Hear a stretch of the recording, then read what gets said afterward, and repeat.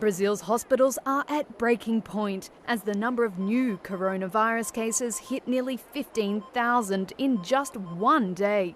It's now got the world's third highest number of infections, and that distinction may pile pressure on leader Jair Bolsonaro.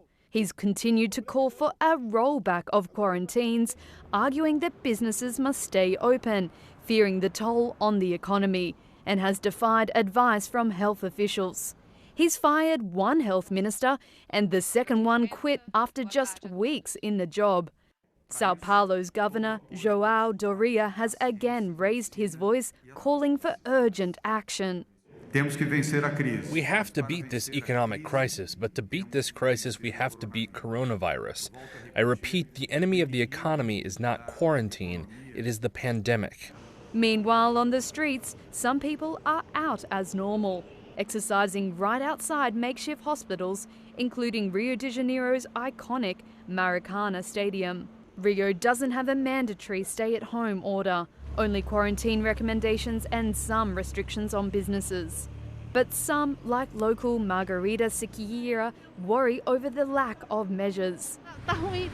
Brazil is in a bad state and is behind in its coronavirus response. Lockdown should have been done a long time ago. The health crisis is being felt not just in capital cities, but is also spreading fast among indigenous people in the furthest reaches of the Amazon. Critical patients are now being airlifted out of remote areas to the only intensive care units in the vast state of Amazonas. Dr. Edson Santos Rodrigues explains. Cases are going up inside the Amazon. We have brought in up to 4 to 8 coronavirus patients per day. While Bolsonaro's supporters have showed their loud support in bi-weekly demonstrations, one recent survey pointed to a fall in President Bolsonaro's popularity, with 43% of participants saying they thought he was doing a bad or terrible job, a tumble from 31% in January.